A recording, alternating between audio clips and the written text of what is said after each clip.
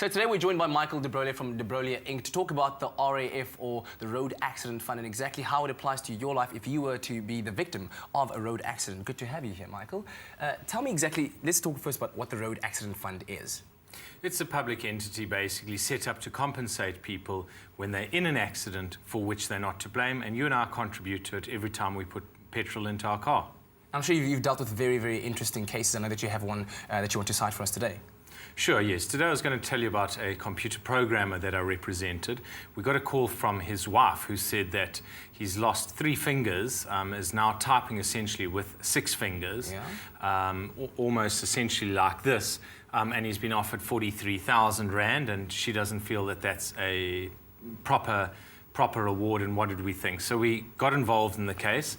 We took over the mandate from some other attorneys who were struggling with it a little bit, and ultimately settled it for almost 20 times that. We could have done even better, but for the fact that he was partially to blame for the accident as well. So what gave you the indication that he could actually claim for more than 43,000 Rand, other than his wife saying that it wasn't right for that to happen? I think that seeing it from an attorney's perspective, it just blows my mind that somebody could lose 3 fingers and it's only going to be worth 43,000. And I just imagine that everybody would see it that way. But I guess from a public point of view, that's not necessarily the way, but it is just a reference to what are the injuries. And one, as an attorney, is always familiar with what amounts the courts are awarding. And the courts don't award such small amounts for that type of injury. So you have to know that there's a problem. Either the client is entirely to blame for the accident, which he wasn't, or they're dealing with somebody who isn't really familiar with this type of case and shouldn't even be putting an offer like that before the client. It's so embarrassingly bad. And of course, I mean, the main thing over here is that the guy was a computer programmer. He's lost 3 fingers. He can't type as well as he used to. But this guy adapted actually pretty well, you say? Absolutely. I mean, he in fact adapted so well that his case wasn't worth as much, because some people, for example, he could type almost as fast as somebody with 10 fingers. He's just one of those superstars. He's taken the challenges to his life head on. He's adapted to them. And at the end of the day, that's much better for him. It may not be as good for the payout and the result, but I think that it's important, you know, to try and do what is right for your life, get on with your life, improve it as much as you can, cope with it as much as you can, and let the lawyers fit in the difference in terms of money compared to what you would have had and what you've lost. And some people reduce that gap.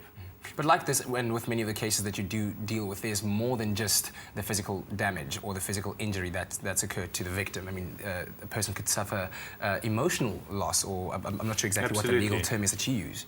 Absolutely. No, well, I mean, it would be sometimes it's post-traumatic stress, but there are a lot of people go straight into just what we'd all understand as depression as a result.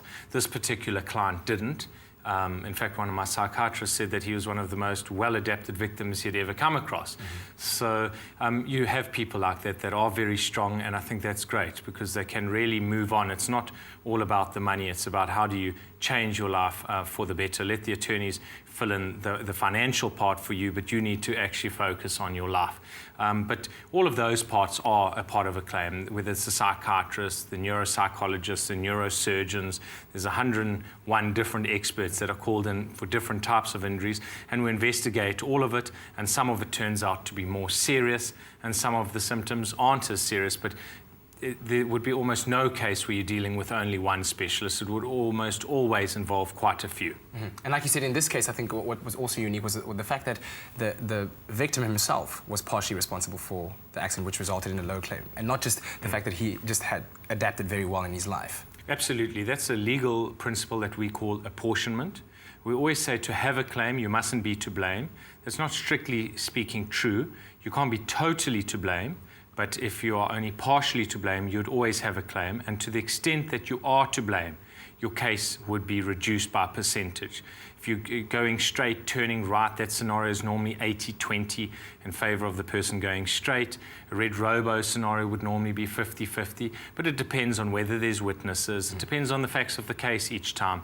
But invariably, there could be an apportionment that says you were speeding, and although the other person did something wrong, if you'd been traveling slower, the accident wouldn't have happened, so we're reducing your case 15-20%, and it's all decided on legal principles and previous cases and the facts of that matter. Cool. Thank you very much for that. I appreciate it. Thanks very much for having me again. Now, of course, I was going to try and explain all of these things to you, the apportionment and the road accident fund, but because I'm not an expert, we rather got Michael in here, and that's exactly what you should do as well. Rather approach an expert. All the information is on our website.